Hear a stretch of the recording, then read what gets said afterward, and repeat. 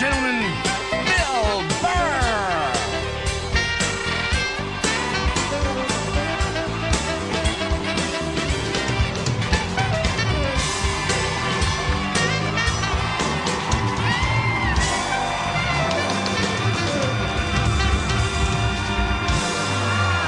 Thank you.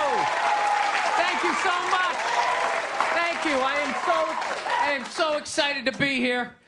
I have been doing stand-up forever, and this has always been a lifelong dream of mine to come here and host Saturday Night Live. So thank you so much for coming out.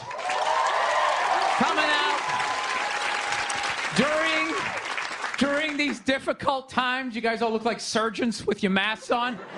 Makes me feel comfortable that you're wearing masks. I like people who wear masks. That's good.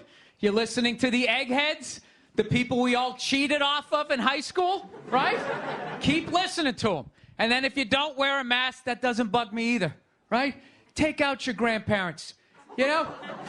Take out your weak cousin with the asthma. I don't care. It's your decision. There's too many people. It's a dream come true. If you're that dumb and you want to kill your own family members, by all means do it. Stops you from reproducing. It's literally a dream come true. And speaking of dreams come true, did you see Rick Moranis got sucker punched on the Upper West Side?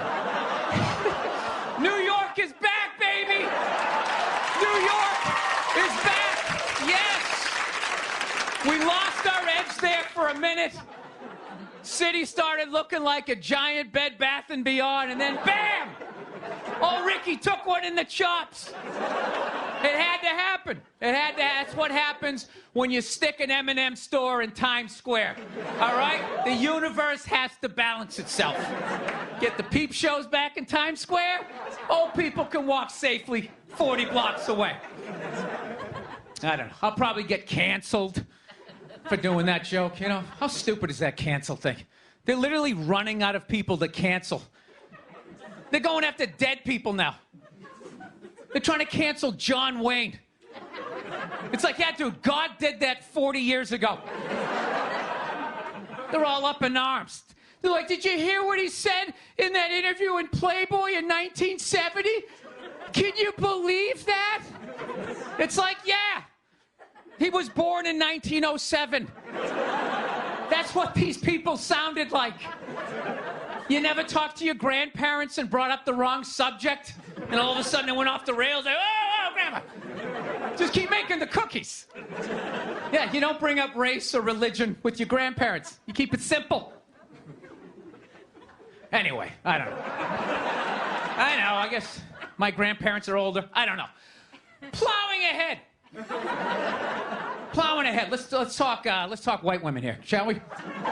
Let's talk white women. White women, you're amazing your accomplishments over the last few years. I got to tell you, the way white women somehow hijack the woke movement, generals around the world should be analyzing this.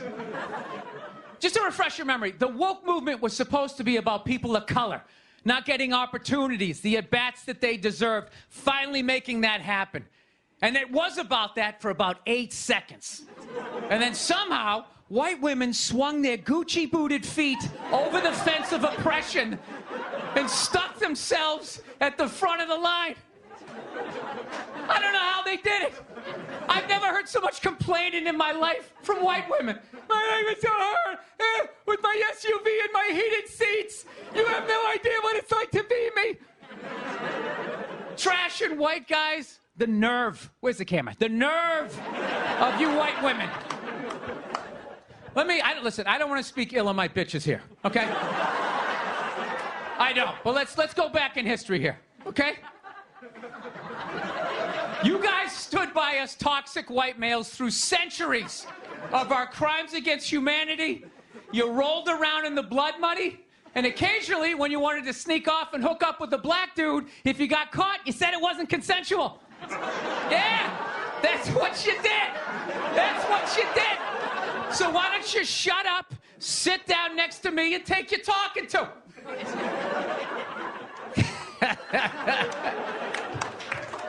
Thank you. haven't been in New York for about a year, you know. I was here last year. I was shooting a movie. Had a great time with Judd Apatow, Pete Davidson, and all the guys. Yeah, had a great time.